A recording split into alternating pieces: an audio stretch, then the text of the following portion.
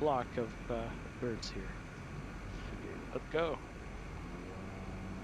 And don't break morale. You could just go straight in at this point. Yeah, I wanted to make sure my rudder trim is quite a bit off kilter, so I have to make sure Oh yeah.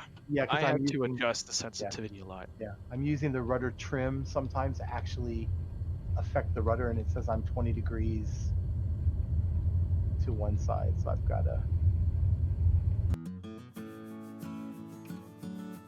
エジプト、シャルムエルシェイク国際空港。日本が輸入している原油タンカーは、航海からジブチ沖を通り、アデン湾に抜けます。その航海の一番北に位置しています。南側は航海ですが、陸地をクロスし、この動画で抜ける海は、スエズ湾になります。この動画では、ピラミッドの手前までを予定しています。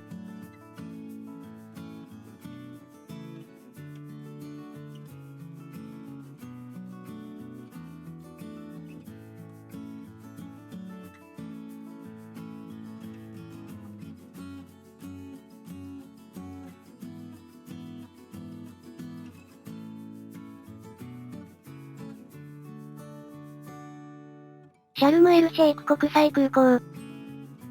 航海のリゾート地に近い国際空港です。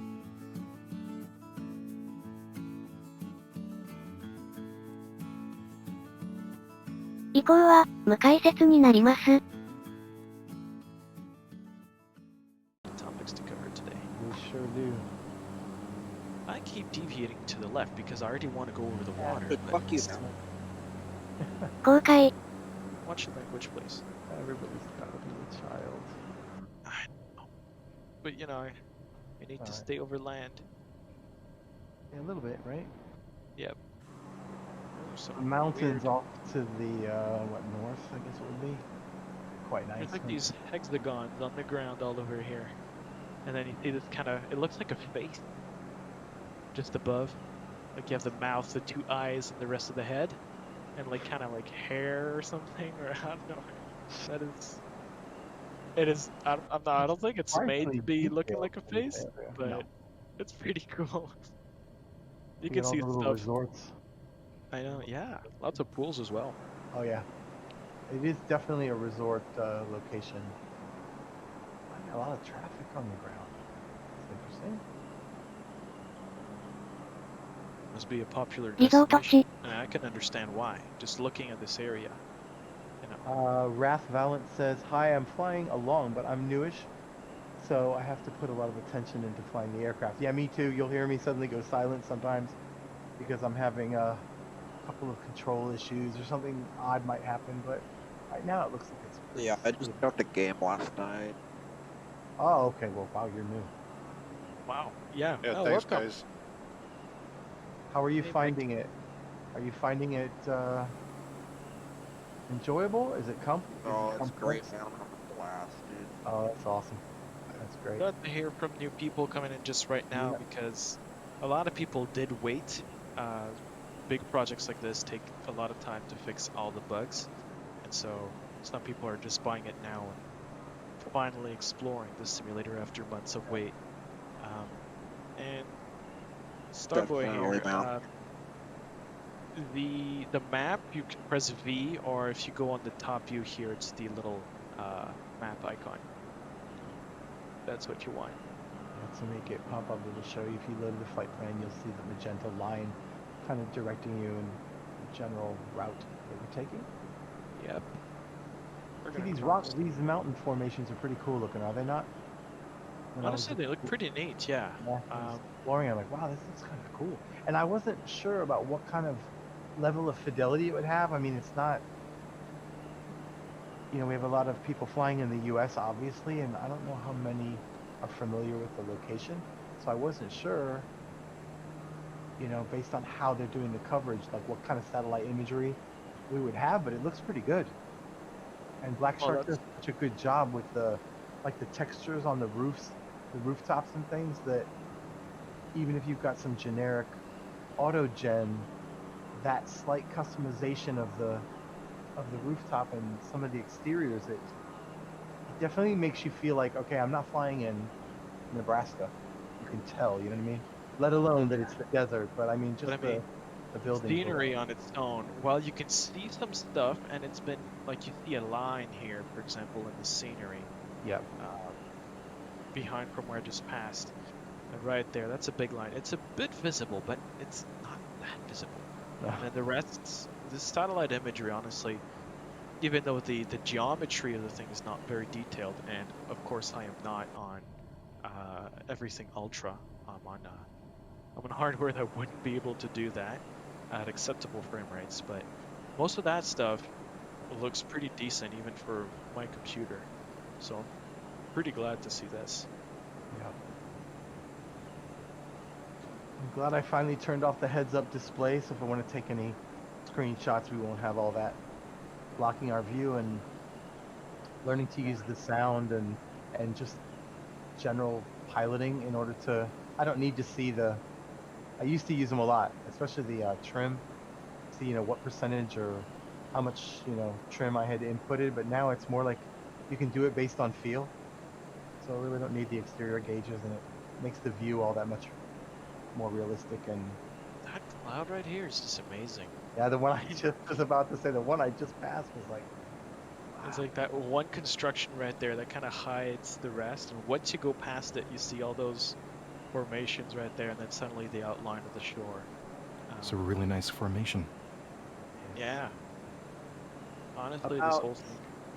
Thank you about for 8,000 choosing feet. this area for IO. oh, hey, thank you. I'm glad. I hope you all like it. I think it's got like some of these desert formations and the rocks and the sand, and it just looks like, I don't know.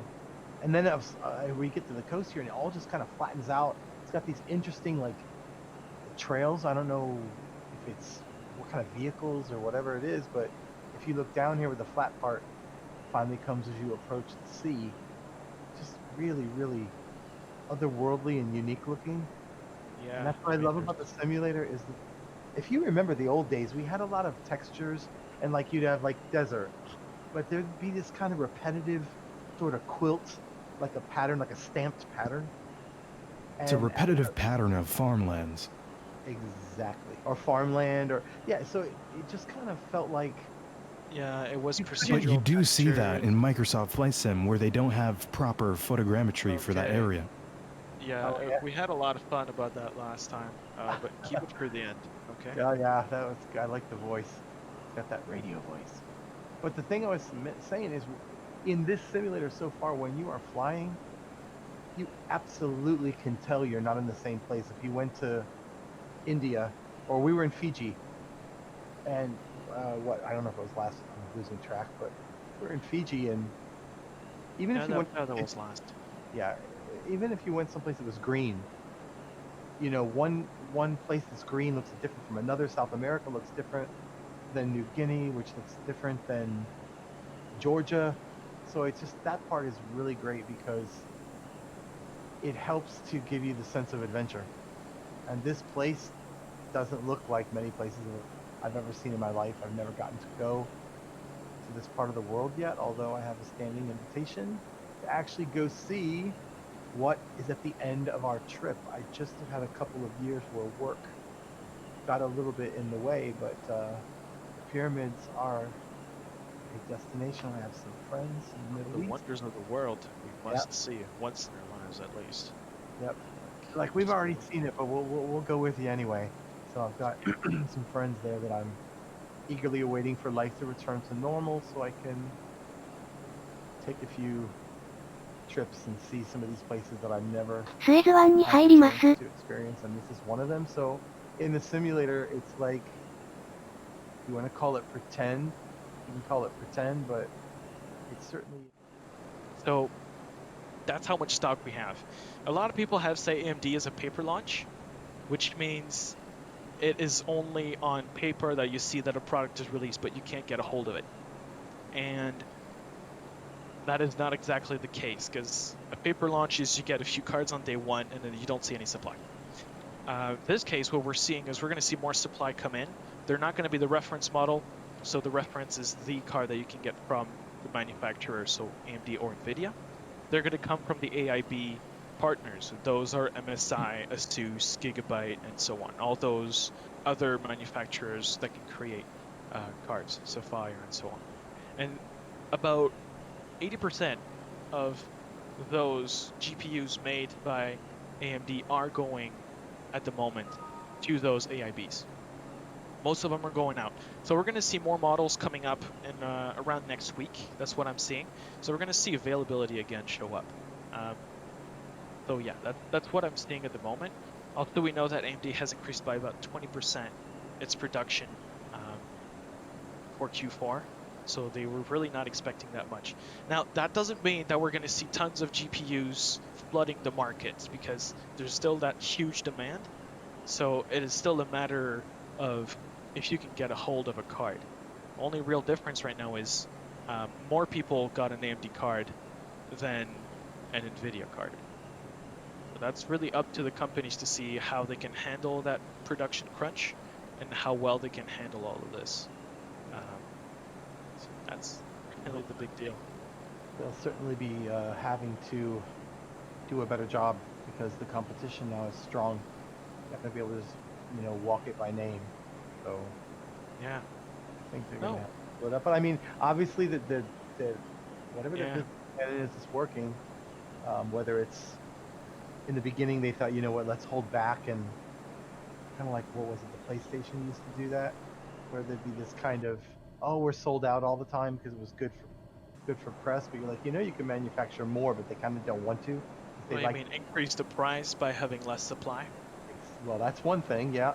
And the hype, oh, it's sold out, 9 months after release, you still can't get a copy, and oh man, can't get a product, and it's a kind of exactly.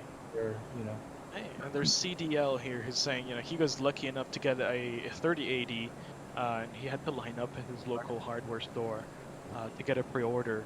And he was lucky because he got one 6 weeks later. Wow. And apparently this him looks amazing on a 4K Ultra HDR monitor.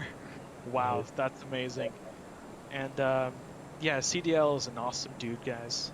You should follow this guy, watch his streams, because not only is he amazing, and well, there's also someone else with him who flies. Both are awesome, but there's a dog as well. And yep, very exactly. entertaining. And you know what I love is that he gives you a lot of facts about the destination. I so living encyclopedia, honestly. would love the stuff. Time to be able to do a little bit more of that, because it's the kind of thing that I find interesting.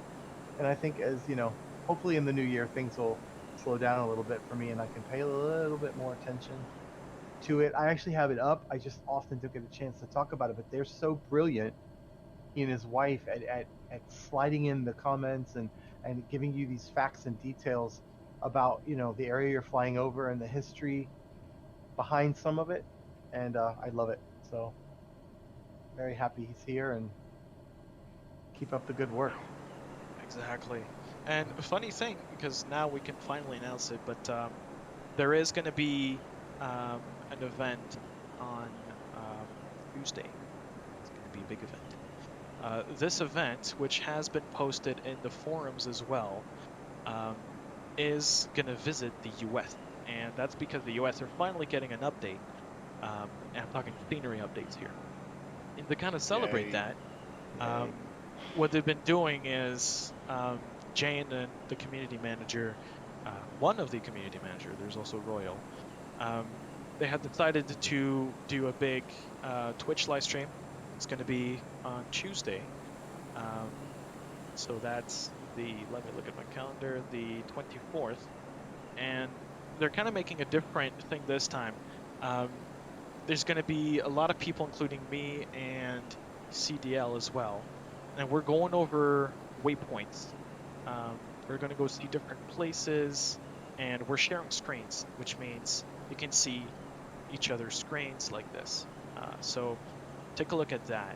It's going to be very interesting. Finally, I can say it because it's public, but before we can say it. So it's very exciting because we're going to see a lot of stuff, and the US is going to be promising, I think, because it's such a big area. And at the same time, there's just going to be a lot of detail. I know that in the development update, they said it would be around up to a 1 meter resolution.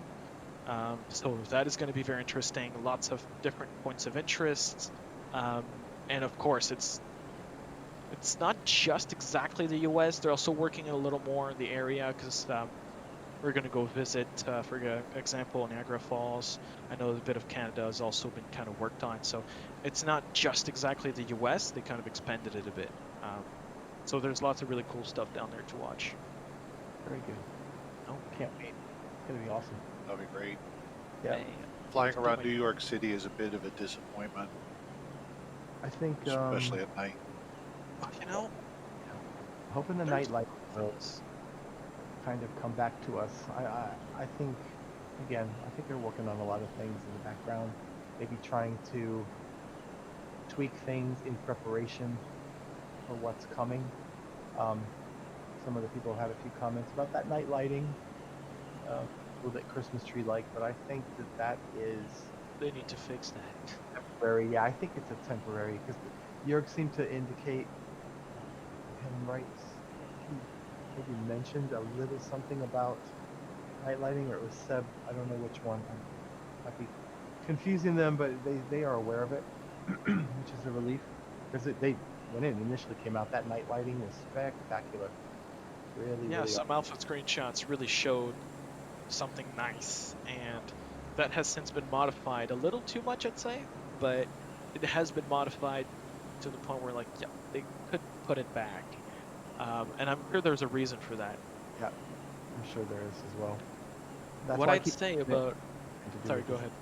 I just think it has something to do with the effects, this new effect system, and they're trying to incorporate a few things. And meanwhile, they don't want to kill the performance because it's a, you know, it's a thing in progress. It's actually a living, breathing Yeah. simulator. So I don't think they want to damage the performance by maybe implementing something brand new that might be a little bit intense, and then frame rates drop. And I think they're trying to manage it as well as they can without, you know, springing something completely new. That I think they're going to test a little bit more, and like they said, they're going to be more cautious with their patches and things like Yeah. that. So it shows that they really want it. They want it to be fantastic, but they are willing to make To sure work that it out. right before it's 100%. There were issues with the updates, honestly, so I'm glad they're working on that. But about New York, going back quickly to the topic, I would say that just think of it as you're planning to build a new simulator, and you need to have scenery from around the world because FSX had all around the world. Now there's that technology that you brought up. They tried it with Seattle once, and it worked. The demo was great. They're like, okay, we need to do this with the rest of the world. And I think the way they went with this was we went through the whole world once without putting so many details, but enough to advertise it as something that's nice and that is still visually representative of the world itself. And we're seeing it here. Like, that's the kind of stuff. With that kind of resolution, detail, quality, and I mean, we're flying in this simulator a year ago. I would not have believed myself if I sent this screenshot. Nope. Actually, a year and a half, because August last year was when they started this thing. So, but then they went over again, which is what they're starting to do now. They're going over that scenery once more, and now they can really focus on higher resolution, more detail, and more data, because this takes space on their server. And when you start that kind of project, you don't want to start filling in petabytes and petabytes of additional data that you would have to store somewhere if it has to sit for 3 to 4 years without nobody seeing it. So they knew they'd have to build something, just not have to build to its full extent yet. And then what's nice is, because that data 4 years ago is data from 4 years ago, we'd have to rebuild it eventually. So they kind of use that to their advantage by putting at least a minimum standard of the visual quality, the scenery details, the satellite imagery, and then now they're going over it and they're finally putting it the way they want it to be. Now they have the storage that's actually being used, so they know that's a good thing. So they can finally work on it. That's kind of like my point of view on this thing. I mean, looking at it now, I don't know. To be honest, I don't know that I ever thought that it would be quite this fantastic looking. Even if you'd asked me in, you know, 06 or 08, I don't know. Yeah. I didn't realize they would be able to get. You'd want them to have the satellite imagery and everything and implement that in, but for some reason I just thought it's going to take too powerful of a system. Of course, they've solved the problem with the hard drive requirement, and that was one of the big things that was an issue, is because it's like, well, what are we going to do here? Because it's going to take a hard drive the size of your house in order to make this work, and they've solved that so that we can have this really, really intense graphic quality without having to pay the price by spending millions on a Terabytes of data. yeah. And that's a difficult thing, right? If you have all this amount of storage, you can't use it for something else. So it is difficult. And then it is a big world, right? So you do need to load in quite 100 kilometers out, even with very low res textures, but you still need to load out the whole world around you. Otherwise, it doesn't look good. So there's already a lot of data just in the RAM on top of just the storage. So coming up with that streaming data was kind of something that was necessary. But I think it was also a trend that was starting, because, you know, we have Microsoft xCloud, Google Stadia, NVIDIA Now, and there's more of those now that are coming up. But those are all online game streaming services, where all you need is a very simple computer that has a screen and that has an input, so or is it keyboard and mouse, or it can be a controller, joystick, or whatever it's connected to, and it would send the inputs to a data center, which would be rendering the game in the data center, and then that data center would send you back your video feed, your game, your simulator, whatever you're doing on it. And that was made with relatively small latency. It was something that's pretty quick. Now, it's not amazing. You still have some latency issues because you still have to go from you to a data center back to you, and that within a few milliseconds. So you can feel it a bit, but they're getting there, and that's the kind of technology where it was you can now start to stream large pieces of data. Because honestly, 1080p screen, okay, that's a bit of internet. A 4K 30 FPS or 4K 60 FPS, now you're talking a lot of bandwidth. So they've been building on this. So now if you have a simulator that also does streaming, but in a different way, where you just download all the scenery data on top of your base game, it is kind of similar in the way that you're using that bandwidth to add visuals to your computer, just in a different way. So that trend helps the simulator in that sense, because data centers are working more towards giving more bandwidth to the end consumer through a game, or through streaming data, or through streaming videos. So it's helping us in the end. So I'm seeing a bright future for this. The more we go into it. Getting into that idea, there was an interesting article that touched on the fact that at least the person that they were speaking to was trying to basically say that Microsoft Flight Simulator that we have now probably would not have come into existence if it weren't for the way that they wanted to tie it to the Game Pass and that kind of service that they wanted.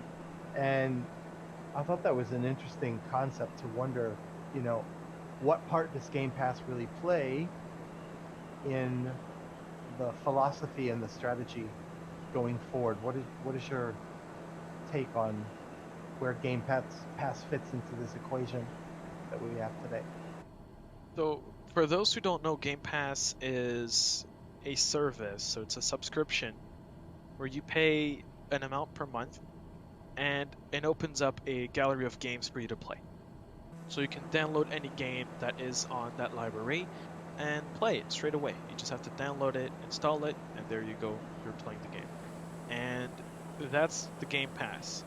That's for PC, and The Sims in it.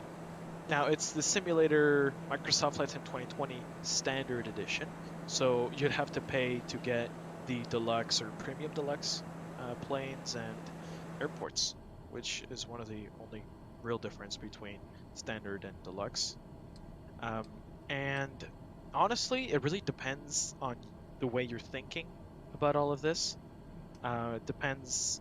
I mean, regardless, you need the hardware, so you're still going to be paying for your computer specs. If you're willing to try games for the first time, you don't know if you really want to become someone who games, that might be a cheap option for you to download a few games and try them out. Honestly, for me, I would not be willing to pay, a certain number of dollars per month because I know this is a simulator that I'm going to be playing for a long time. I've been playing FSX for a long time. I want to play Flight Sim 2020 for a long time. As a result, it makes more sense for me to invest, $60, $80, $100, $120 into it. And I know people will spend way more than this with add-ons and expansion, hardware, and just all these little things that add up to the simulation. So for me personally, I would say, I would just go and buy the way it is. That may not be for everyone though. So it's up to you the way you're feeling about it. If you just want a low cost, because buying a game, that the simulator is expensive up front. Some people are not willing to spend $100 on a simulator right now, and they prefer spending a few dollars a month instead. That is an option. It really depends. And this is a private point of view, right? This is my point of view, and you have the rights to yours. So this is really up to you to create your mind on what you prefer is best for this. Yeah, well, and if you look at it that way, it's going to bring in a lot of people who are new to the genre, so you can understand why they want to do that. It's going to bring in a lot of gamers who are not traditionally simmers, and even up to this point with the release where you have enough people that have actually bought the title outright, that we're seeing shortages in peripherals. Like you said, we're seeing shortages in video cards. It's had an unbelievable effect on the economy, individualized, because of the sim. There was another article that was mentioning that they believe that the gaming simulation marketplace is going to be something near 10 billion US dollars in like the next 6-7 years. And I think obviously we have a simulator that's planned out 10 years in advance, but clearly when you look at peripherals everywhere, eBay, Amazon, any place you can look for them, they're all sold out. The production schedules are backed up. They can't meet demand. I honestly think that 1 million copies sold of Flight Simulator has driven some of this video card inaccessibility or shortage, however you want to term it. I think. And joysticks. Oh yeah, the joysticks, the pedals, the throttle quadrant that everybody's waiting for from Honeycomb. Just try to find a HODAS joystick right now. Good luck. Right, exactly. And it's literally because of this product. So that's true. It really is. And I like I said, I think the NVIDIA shortage, I think part of it is due to this product.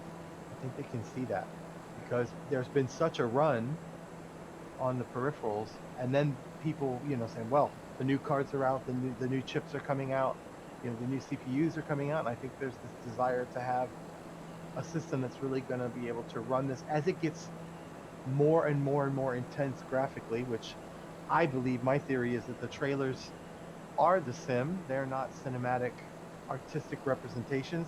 I just think this time they are rolling out the simulator in a much more careful and, quite frankly, thoughtful way than they did when they released FSX. And they are worried about the performance, and they do want a lot of people to have a good experience. And yes, it can be a little bit frustrating if some things might be toned down, or, as Dave said, we didn't really do that, but perhaps new things that they're trying to implement are causing maybe the night lighting or some of these issues that people are noticing. But those things are going to be rolled back in, and I think that people want to be ready for those things to roll in. They're ready for the future updates, and some people are going to need new cards and new hardware, and I think these things collectively, I don't think that there was another figure, what was it, 2.7 billion or 3 billion in the next 4 years simply from flight simulator based spending. There was an article because of the 1 million copies sold. Right. Remember that? And, well, yeah, the first month it sold 1 million copies. Gotta Yeah. remember that. Let's pretend everybody bought the standard and nobody bought the premium deluxe. That's $60 million. That's And there's CDL who's saying that the Sim and Star Wars Squadron got released within 6 weeks of each other. So the HOTAS supply is even more in demand now. Yeah, that's a very good comment, CDL. Like, that is very true. I kind of forgot about that, honestly. I didn't really try that. too. Too busy for that, but I need to try it. Yeah. But See, that's honestly, Game Pass. I'm so obsessed with the simulator. I don't know how much use I would get out of the Game Pass because I would keep returning to the simulator. You know what I mean? Game Pass provides a large variety of games, right? It's not just stick to one. So if you're the one person who's going to flight sim for 90% of the time that you have free that you're willing to spend on games, and then 10% on something else, it might be more worth for you to just buy the sim and buy the other games that would account to that 10%. But a lot of people also have this other interest where they just jump from games. Let's get the latest trending game. Let's get Among Us. Let's get this one. Let's get that one, and so on. Yeah, these guys might be more interested by a subscription base, especially if you're already paying for other services. Amazon Prime, Netflix, and so on. So it does add up, though. Honestly, I think the switch in business models to subscription can be useful sometimes, but there's just everything is becoming a service. It's kind of profitable. It's profit. It's like when little apps, when we first all got our smartphones, and you could buy the app outright, and then sure enough, you'd see these in-app purchases, and before you know it, they realized, that the business model was more favorable for them if it was a continuous kind of buying into the app, not just paying your initial, price and going in from there. Of course, we know from the flight simulator community that there's this huge market for all of the add-ons that are coming, and we're going to be spending significant money, not just on hardware. We're going to be spending it on our favorite aircraft, our favorite airports, scenery that we're, really desperate to have, or maybe some utilities, along with all of that hardware. So there's this huge symbiosis of hardware and software, but it's all centered around this universe of Flight Simulator. For the people that are really fixated on Flight Simulator, like you said, the Game Pass might not make as much sense because they'll be on the simulator all the time, kind of like me. But then there's other people that are new and they want to give it a try. They might not even know if they like it or not. And we're going to have a lot of people that are going to discover that they really love it. And it's going to drive a lot of people. They'll tell word of mouth will spread, and we'll see. Everybody says it's a kind of a niche genre, but we'll see after the Xbox and what implementation is put for missions and careers, and like the NeoFly that's so popular. And I think that will. Matter of fact, I had somebody yesterday, totally not a huge gamer, but totally not a sim pilot, and I had to do some business, and I just happened to have the monitor up and everything was up at my place. He's like, "Wow, what is this?" He's looking at the computer, and I said, "Well, I have the simulator up." And he's like, "Well, what do you mean?" And I'm like, "Well, look, that's the road that you just drove down to get here." And he's like, "That's not possible." I'm like, "Sure it is. Right there's Home Depot. See it?"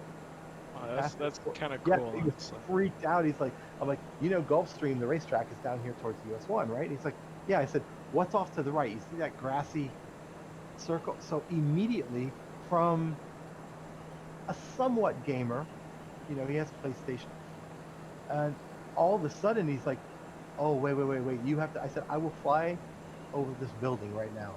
He's like, no, that's not possible. It's not possible.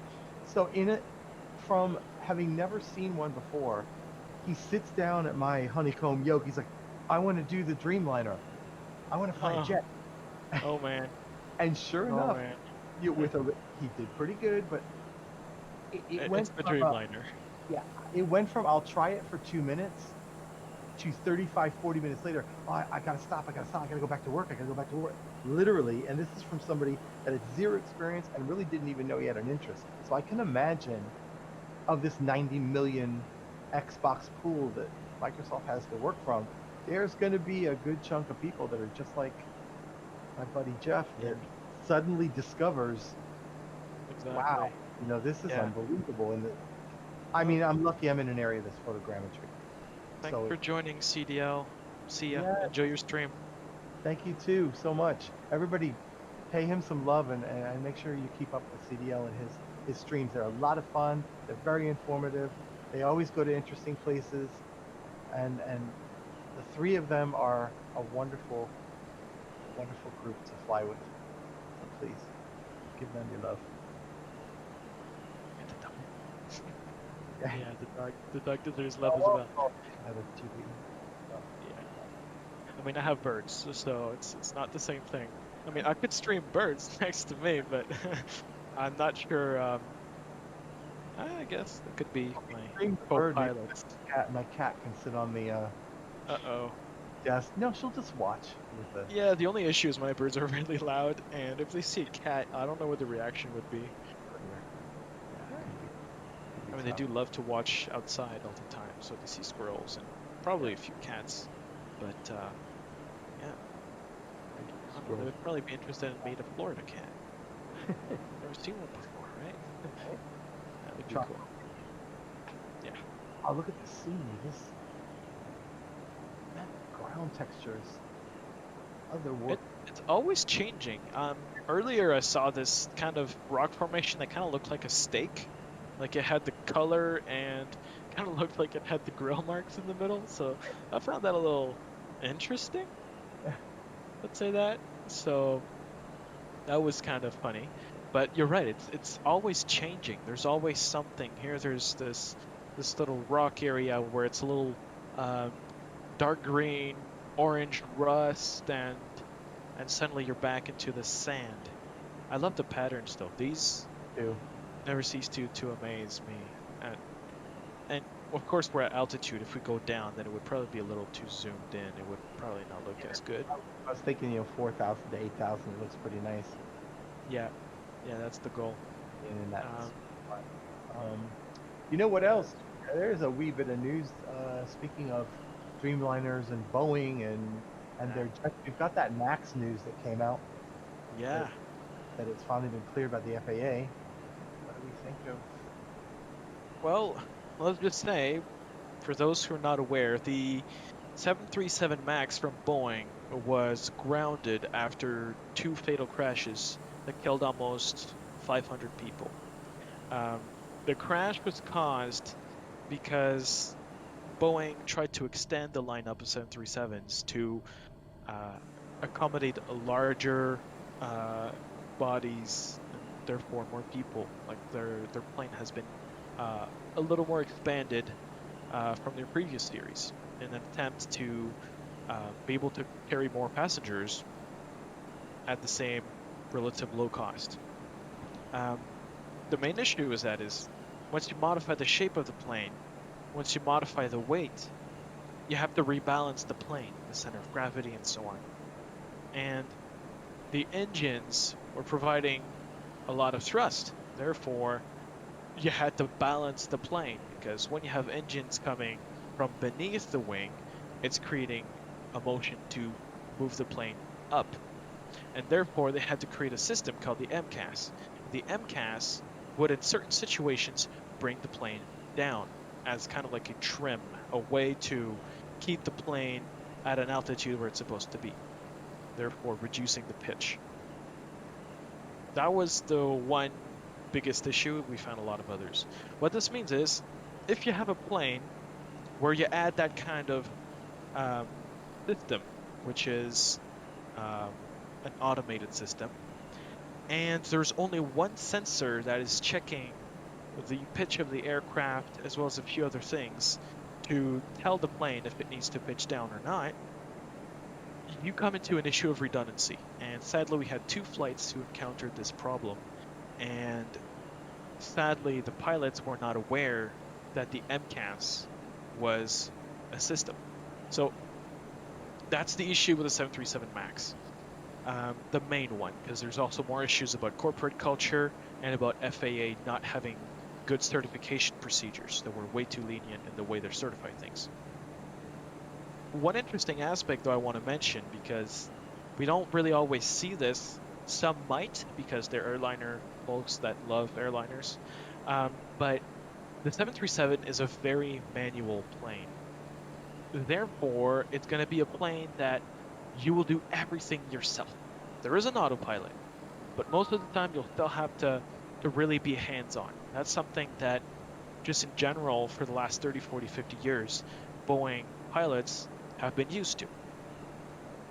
So they know what they need to modify. If you add an automatic system, they won't be familiar with it. The system is not at all mentioned in documentation, and it was not part of the training that they received, if any, because one of the main features of the MAX was you didn't need to retrain your pilots because there were very few changes in the cockpit. There were changes in a lot of the systems of the planes, the weight and all that stuff, even just the engine placements, the thrust and all that stuff, but that is things that are not procedures for the pilots to take in. Sadly, they forgot to add a procedures to disable that MCAS, that pitch correction. And that pitch correction, sadly, was never really documented. So this is where we are today. We're with a system that 20 months ago killed a lot of people. Pilots did not know it exists. There was no training for it. And if the sensor failed, you would go down. And there was no way for you to really do it.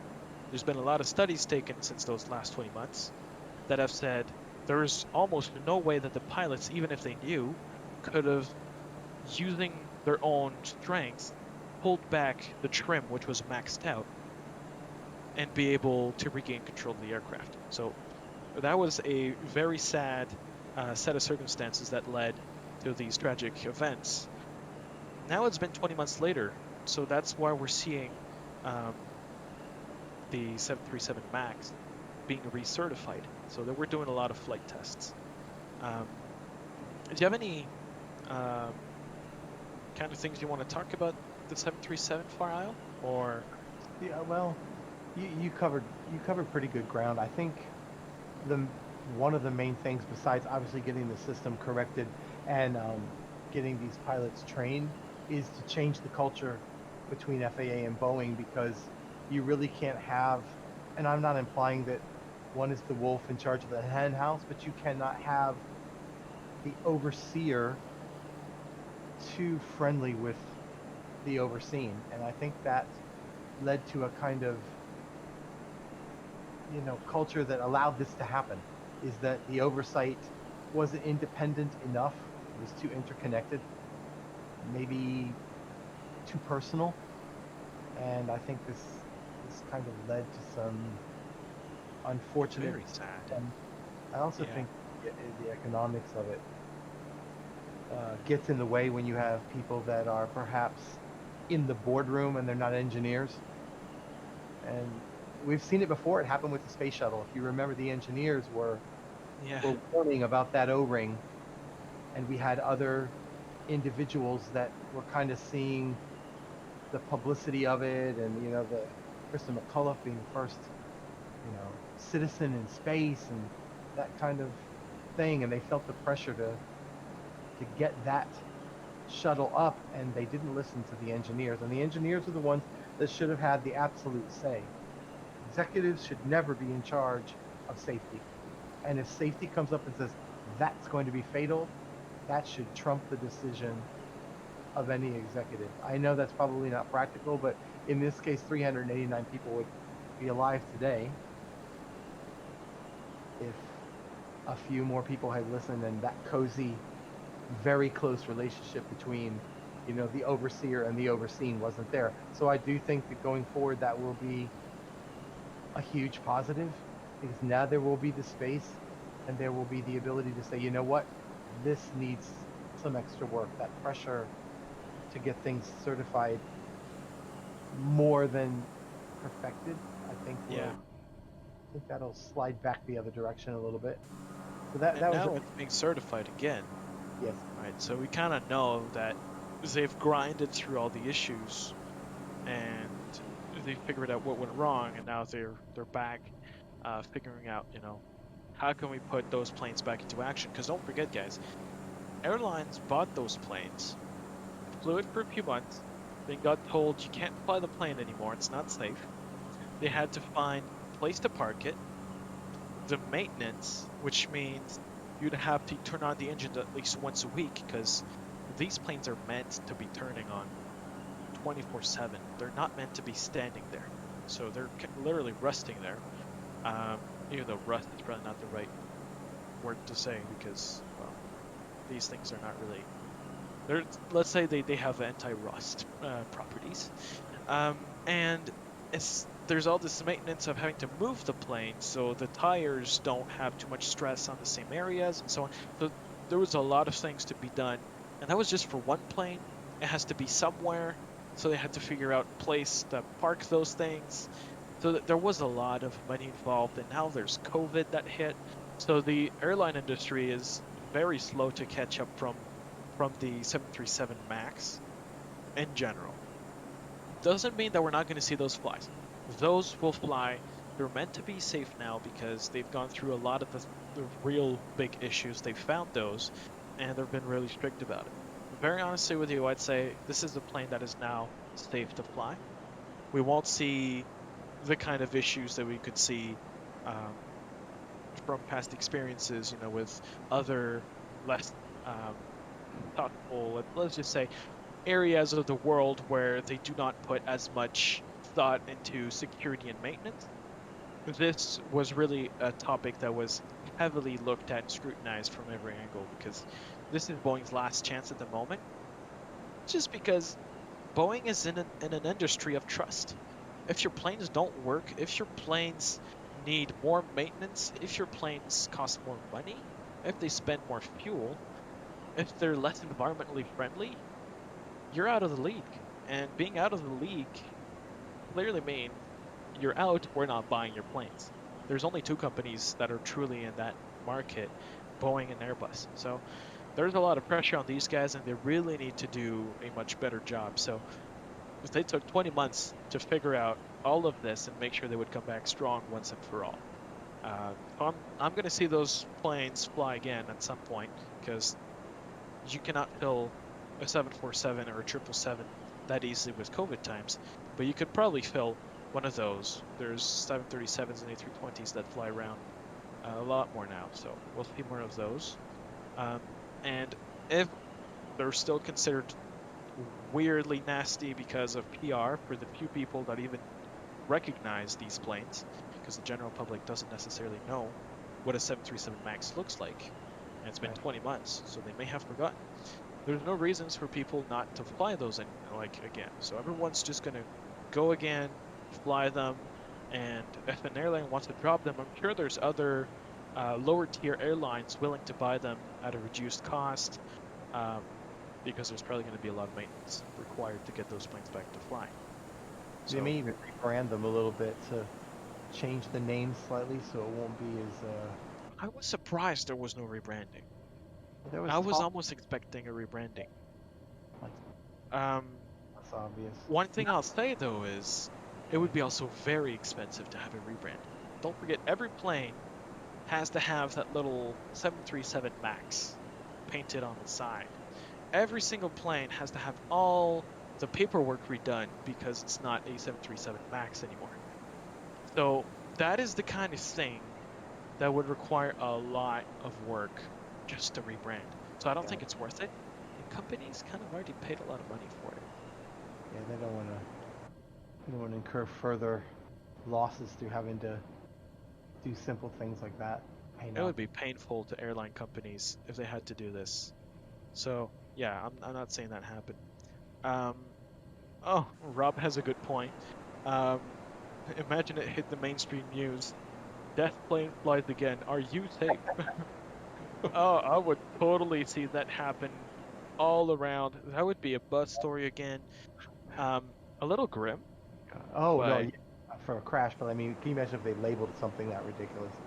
Yeah, Martha, on the death plane, what do you think? Yeah, one thing I'll say though is news will react, but it's the kind of things that just happens once. They're probably gonna say that between now and the next 3-4 days, but afterwards that's gonna be it. This happened before. If you know your aviation history, it happened with Comet. The first Every jet. plane, very honest with you, every single plane has its issues. The Dreamliner, the 747 with its cargo doors, let's not even mention all the tri-jets. Those had a crap load of issues at first. So every plane has had its very rough beginning, and that's kind of the thing with planes, I'm guessing. They still try to go through as much certification and verification, but you're always going to have one flaw that shows up, and it depends how well the company can handle that flaw. So this is within the rule. I just You always want have a flaw. you know, for me, let's just be safe. Let's not have more accidents and go forward from there.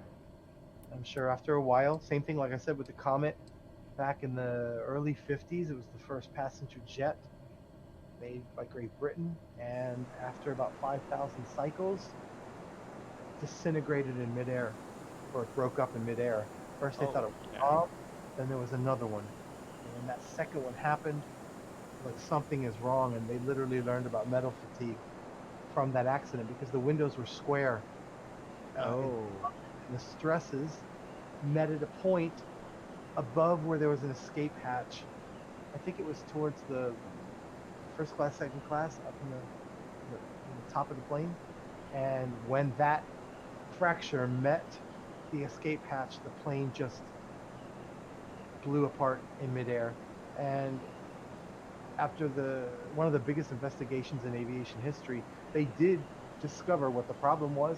They did make the modifications. Unfortunately for the Comet, you know, Boeing had their aircraft, and there was a bit of a fear, to be honest, by people, and it did damage the Comet, which I think, you know, Boeing will be doing everything they can to try to instill some confidence and avoid some of the Comet repercussions, and I'm hoping that they do.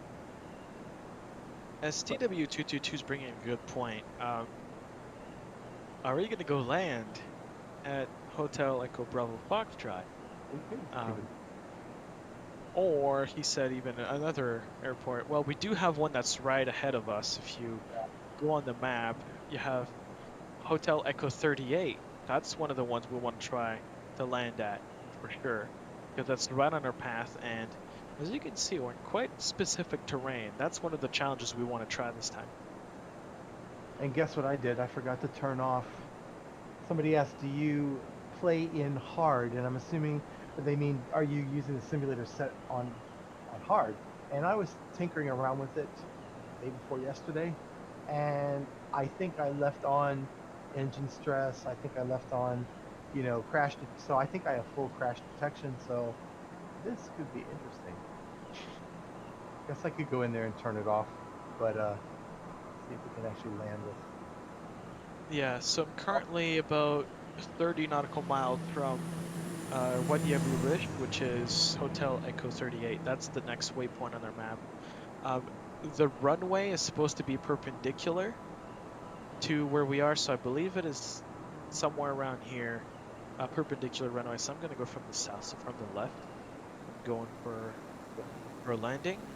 That will allow maybe those at the back to catch up. I'll make it a touch and go. But yeah. How'd you turn off crash? You go into your options, and then instead of going to general, you're going to go to, I guess it's assistance. There you go. And inside assistance, you'll be able to choose every single rule about how you want your plane simulation to go. And there's crash that you can turn off as well. That's part of it. Yeah, just as a note, it's always good for the streamer to have that shut off. I've watched a couple streams where they've forgotten it was on, hit a tree, and oh man. Yeah. Yeah, I'll make sure I do that. I'll make sure I turn off the HUD and a few things. Yeah, it could be a real nightmare. Otherwise, if you have to spawn back in and find the group again, it could be very annoying. Yeah, for sure. Ooh, there's a bit of vegetation down here. Wow, I better start Surprising. slow down here, otherwise I'm not landing anywhere. Where are you? Oh, you're right behind. Okay. I was slowing down a little bit there. Didn't want to go too fast, and then I think I sort of pulled back Yeah. on the too much, so I'm a little bit behind. But it's going to work out because I need the room to descend here a little bit. I'm enjoying those rock formations way too much. I got down. I'm probably at, what am I, 4,700 feet right now. Those rock formations are awesome. They look cool.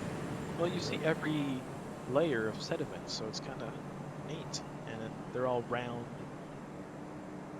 There's a few areas where they're quite fun as well. You see, like they're weirdly mapped, so that's kind of cool. Down a little bit more. FTW is talking about how he finds it funny that he's passing everyone using a nav autopilot. I'm a hoist manual, very honestly with you. So I have full control of this thing, and I'll have to always be in my cockpit and zoom in and take care. Actually, the autopilot's not really there for this. It's above.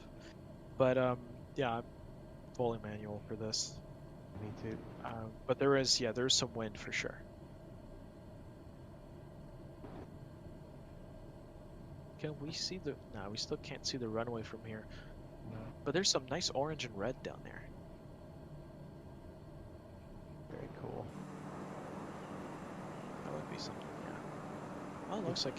Well, we were in Australia, remember everything was a little bit of bush and very red, a lot of reds and orange and deep ochre and all these colors. And here we are in another desert, but it looks completely different.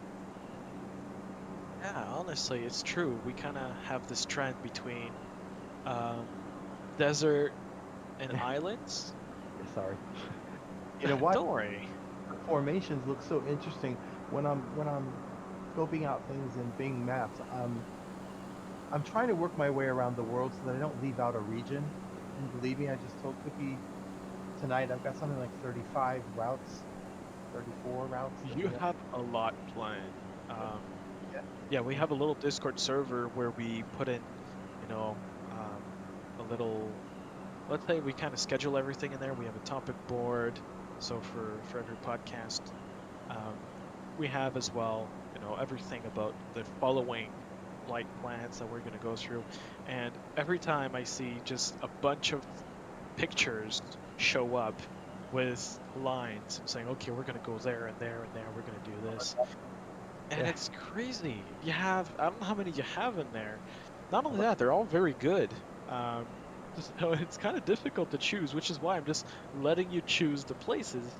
Part of it's because what we're flying over now. I'll see something, I'll kind of zoom in there and get a look, because obviously I'm trying to estimate what it's going to look like in the simulator.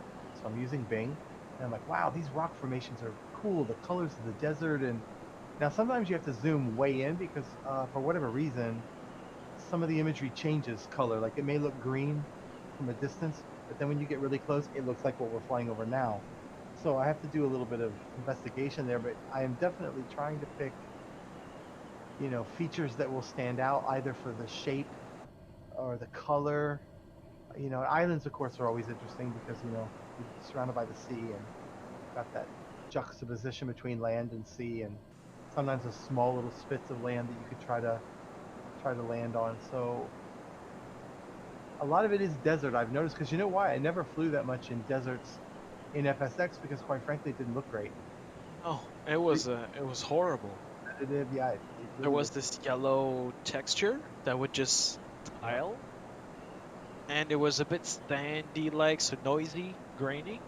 Yeah. And yeah, it was just all over the place, and of course, the geometry as well was very rough. So you'd see all those lines sticking out. It was not very smooth. So totally, I understand why.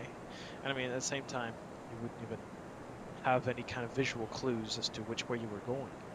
Well, JP with his Namibia series on YouTube, and I thought, wow, I can't wait to see what that area of the world is going to look. That's why we did Namibia, because I had seen so many of the Canderous videos, and just beautifully shot.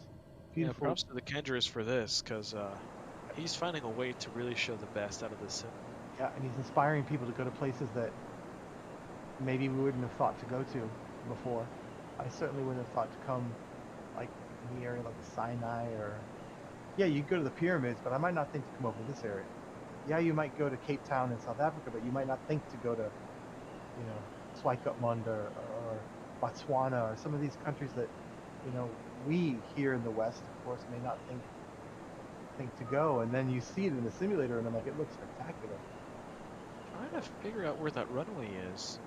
Yeah, And I believe it's this yeah, it's strange thing. I see it blinking, so I pulled out a little bit to try to look Like, better. honestly, I don't see much. Yeah, it looks like this thing is. There's no way it's anything else than this, because there's nothing around, and we're right next to it. Maybe just a sandy strip. Yeah, I'm a little bit farther back, so I can't quite tell. I'll take a look, but, you know, it's funny. Every time we have a podcast now, we find a route, and we try to find a place where you can have fun, beautiful, or challenging landings. And it's always difficult to actually see the airport. Yeah, Remember, and in real life, it's if you're in this area, it's not going to be super 3 simple. weeks ago on time. Please don't do this. It's pretty annoying, Yeah, and it's just more work for me. So please don't. yeah, don't do it. I'm gonna write that timestamp down, Cookie. I already did. Very good. Wow, now Yeah. and part of the desert looks completely different than what we were flying over. I'm behind you guys. I'm coming to the flat part that looks like it's got little bush, tree, like little bushes or something. Kind of. Yeah. I agree with you. I can't see where this airport is either, but Because it's not. yeah, sort of caught in a layer It's here. further down. It's not this. This is not the airport. I kind of want to look to see closer because this is a very distinctive area compared to the rest. So I wanted to look what it was, but it's not the airport. Like the airport on the map is further up there. But You know what? I was probably seeing somebody's light blinking from the plane. I was so far back, and I thought for some reason it might be a light at an airport, but you wouldn't expect to see a light out here. I'm expecting to see like a sand strip, a desert strip. So it's really nice. It looks like kind of like salt because it's so gray. yeah, This area. It's probably that. glad it's panned out because when I was doing the research, it looked amazing. So it's like, wow, this is gonna be worth it. Definitely. Gonna be worth it. Oh man. I I can't wait want to. to visit this area now. Oh, I do too. Really. Oh yeah, I mean this is part of the Kind trip. of everywhere now. Honestly, it's every route we choose. It's kind of fun. I can't wait to go to some of the places I've been in real life. And I did some of those routes today in Alaska, and I'm interested to see how they translate. And I can, you know, at least I can tell some people if they've never been to like the Alaska Panhandle or, you know, going in from Seward and up to Anchorage and through Denali and past Fairbanks and over the Brooks Range to the Arctic. So hopefully I will be able to. Okay, I'll say this one last time, guys. Please don't do this Yeah, because you're it's adding more work for me to edit, just gonna get yourself and up. So you're just ridiculous. So don't do this.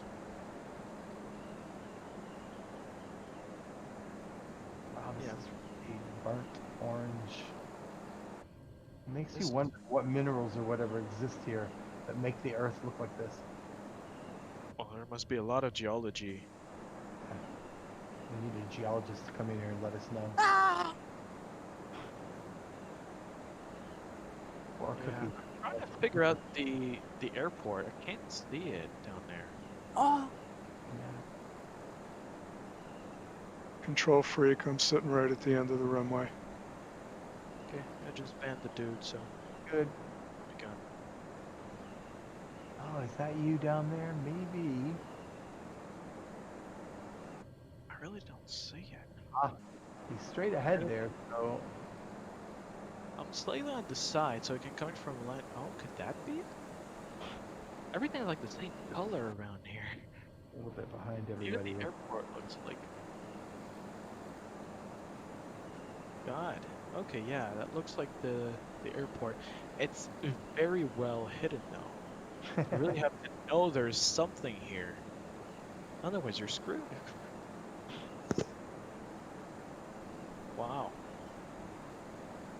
I just kind of sort of picked it because I kind of wanted to bend the route over what we've just flown, obviously because of the ground looking so interesting, but I just kind of used it as a waypoint. But yeah, it's a good idea to find an unintended spot to land. And I don't know how many of us are in caravans, but that's part of what makes the caravan so amazing is it can land almost anywhere in almost any kind of conditions. So it's really a versatile plane. It's perfect for this kind of area. Safaris and UN, trips, relief trips and stuff like that. Yeah, exactly. But yeah, I wouldn't Actually- imagine there'd be much of a strip there. Yeah, go ahead. Yeah, talking about that, Neofly is made by some guy called Neolord. The names match, of course. But he is making an event on the December 5th where he's doing a fundraising for the World Food Program. And he's pretty much doing a flight with Neofly. Everyone can donate any kind of amount directly to the World Food Program, and they would have this big flight on December 5th, and they're going to go from one place. They're going to do a humanitarian mission in Neofly, which of course is what you want to do, right? And what's really cool is they also made this little thing where you would see the total collected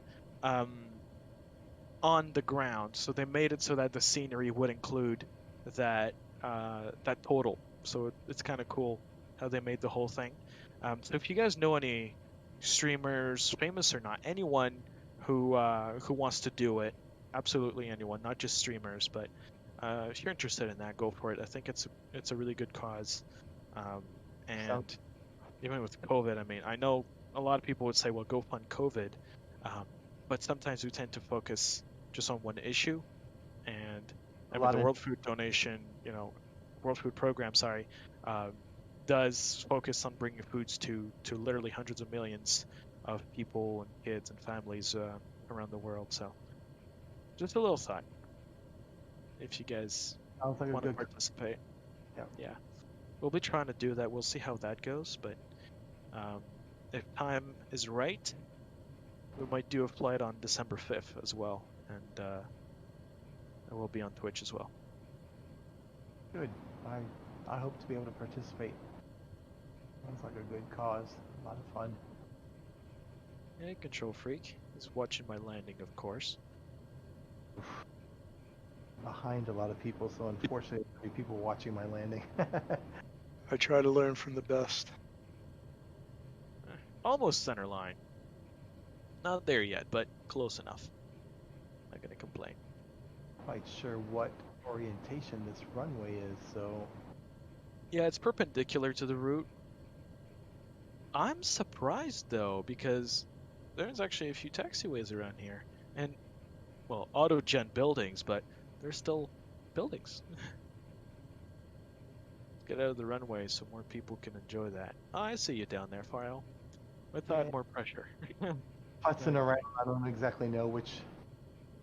Oh, maybe I see this. Is that right? I think it is. So let's see if I can. It's very difficult to see, but all those name tags are people on the ground, so you should be able to see, Mario, La Di Da, AB874, Scott, Airshow, STW. Well, STW is still landing, but he's probably on short final right now, so actually let's do this. I still like the idea of trying to not know what's gone wrong and see just how well you can adapt and troubleshoot and survive. And it adds an extra layer because right now we're all flying with 100% certainty that nothing's going to break on this plane. Nothing's going to fail. Well, depends which plane, because we know that our favorite X-Cub can run out of fuel at the moment where you don't expect it, 7%, and if you don't switch fast enough, your engine shuts off. But I mean, as far as Dang. like an engine failure, for some other reason other than fuel starvation, or some. Although we have the avionics issue that's happened to me a few times in the past, I am embarrassed to say that they seem to have fixed the avionics in the King Air from shutting off. Yep. I haven't tested enough, but say they did the update. I go back into the King Air to see if the avionics will not shut off in the middle of my flight, and suddenly, poof, it all goes out. I'm like, oh, I don't believe this. It's not quite fixed. I'm a little aggravated, if I'm honest, and frustrated. Guess what I did? I never turned on the alternator. So the battery ran out. Of course it shut off. Yeah, I mean, that's the thing. You learn to Yep. have that stuff, you know. And, CW says that there's also tons of freeware that will be built up or already exist for that kind of random failure. Yeah. So, Well, random failure, random time. That way, or maybe if you select random time, you instead of seconds, maybe you could put it in hours or days. And let's say you could put 90 days. You may forget 25 days in that you ever set that thing, right? So somewhere in, you could have a failure, and literally you're gonna be like, well, is this what's going on? And then it might trigger you that you remember that you turned on random failures. But I would like it to have a time frame that literally I might be able to forget that I said it, so that when it happens, it's a complete surprise. It's a total surprise, and I have no idea what it is, and I didn't even remember that it was coming. And I think that would be a little bit closer to what could happen to Right. on any flight, right? Just wait till we get true shared cockpit where you don't have to synchronize planes and go slowly to make sure it synchronizes properly. When we have true shared cockpit, I can just switch off something and watch you panic. That would be interesting. Tell everybody I flew the Dreamliner because after my buddy left, he didn't have time to try to land it because he'd already gone from 2 minutes to 40 minutes in the blink of an eye. He's like, oh, I gotta go back to work. So I said, you know what? I'm not going to end the flight. I just paused it. A true pause, not active pause.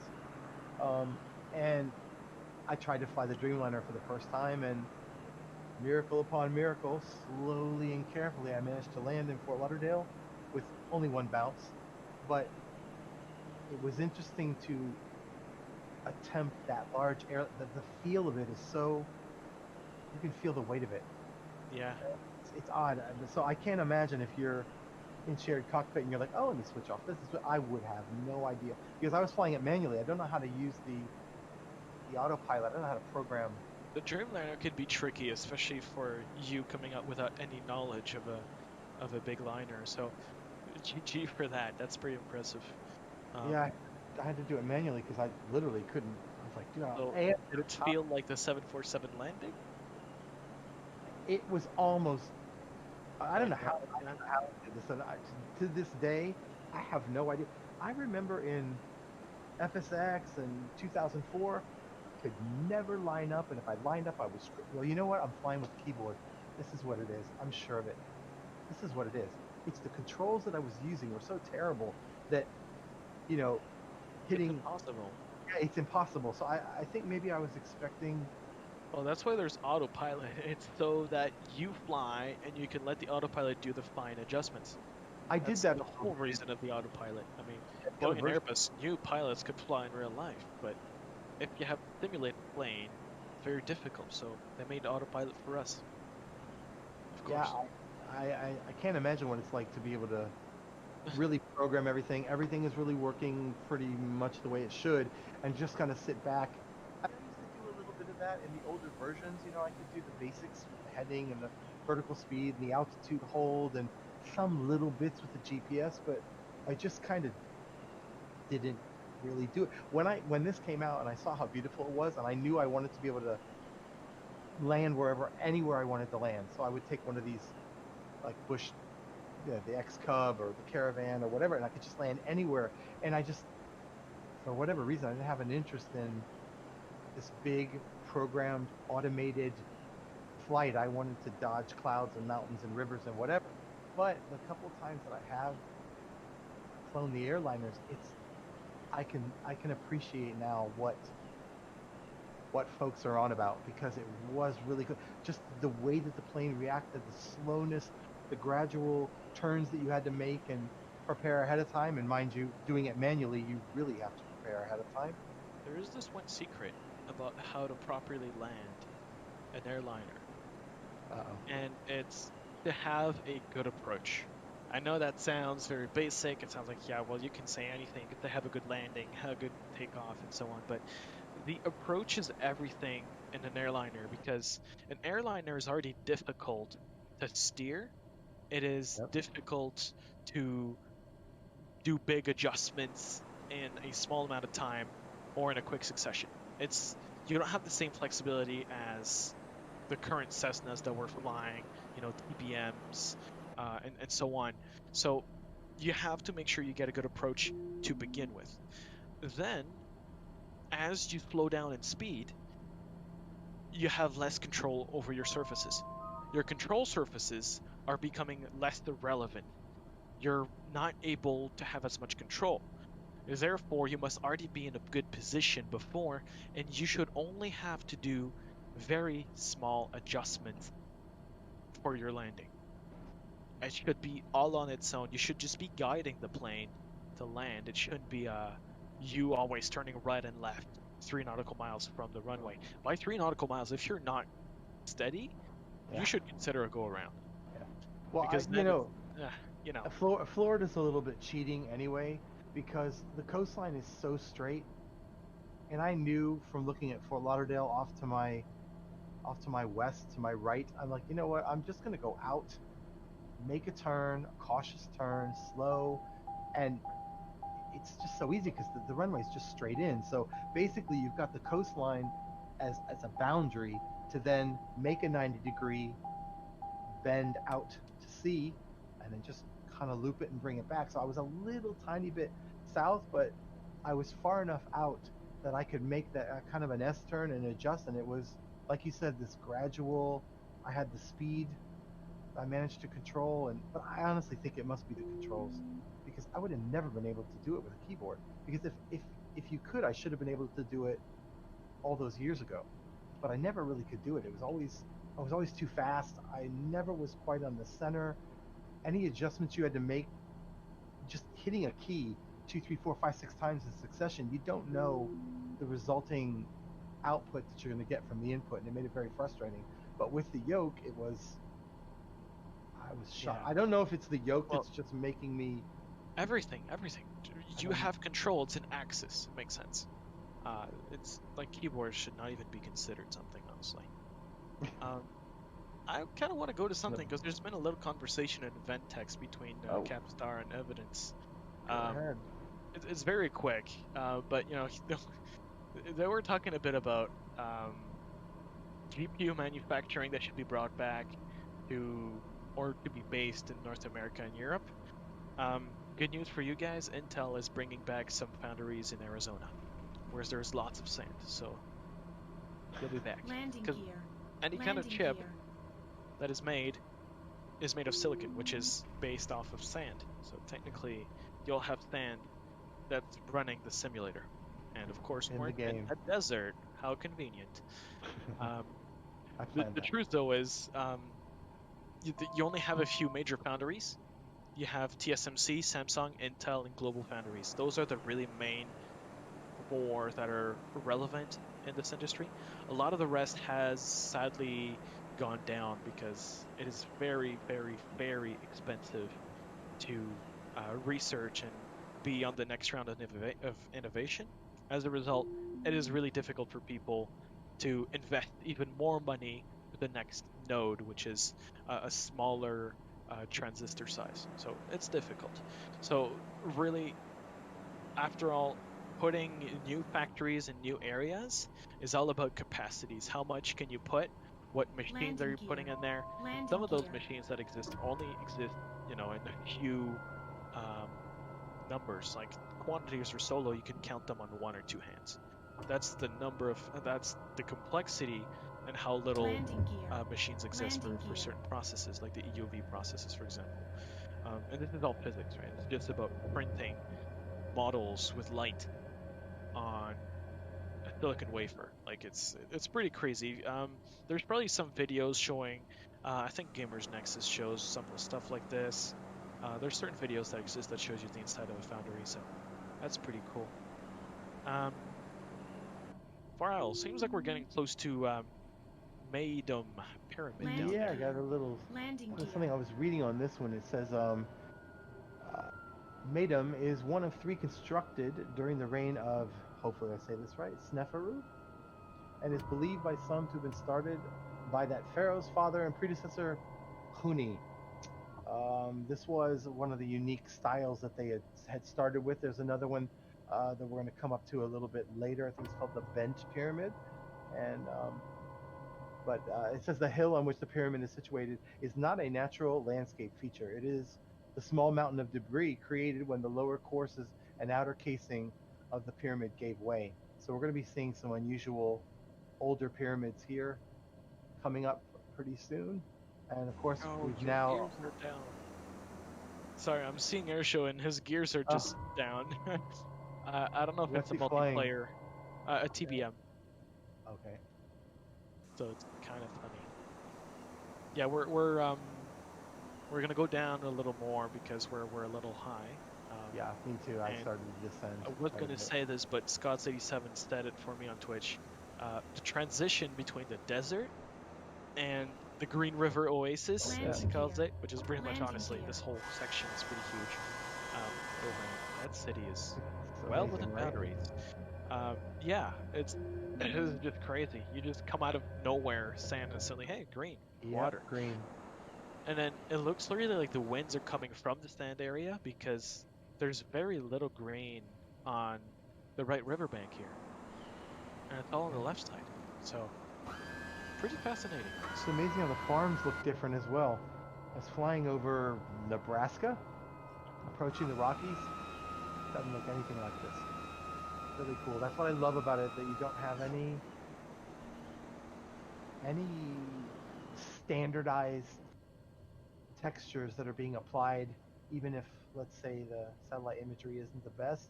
It's still, all of this is unique, so you're not seeing any discernible patterns, and that's just that alone. I got so frustrated. I remember 2002 was a great Landing gear. upgrade. Landing 2000 gear. or 2002 over FS98. But the one thing I found frustrating, especially in cities, was it's just so repetitive that I used to try to Landing gear. put in clouds to Landing block gear. my eyes from being able to Landing see gear. in the distance, so that I wouldn't notice that patternization. And I don't know why. It's how many months has this been out, and I'm still amazed when I look. I literally catch myself trying to find, aha, that's the same square, and that's the same square, and I keep trying to catch To figure the out sim. exactly. Yeah, I keep trying to catch the sim. Like, I know I'm going to run into some kind Landing of gear. repetitive Landing gear. texture to cover the ground, and it's just really cool that it's been 3 months and I'm nowhere near. Not able to find Nope, really. not even once. I mean, the only way you could do it is if you go in offline scenery and then you go in the middle Yeah. of nowhere, like a Libya desert or Right. some place really away from civilization where you're not likely to have satellite imagery. And because it would be offline, it would not download anything. It would use the data that's already downloaded on your computer, and that would most likely be using at least some kind of procedural or tiled textures. Yeah, makes sense. So there's stuff. Trying to see. Oh, I think that's the pyramid down there. I see one of them. Yeah. Here's one. Oh, it's not very pointy, is it? No, yeah, It's, the older pyramids have quite a different appearance. ピラミッドが見えてきたので、 Yeah, 移行は I mean, パート2 it に is なり true ます。 that there's a bit of stereotype Yeah, it's called a beside. step pyramid.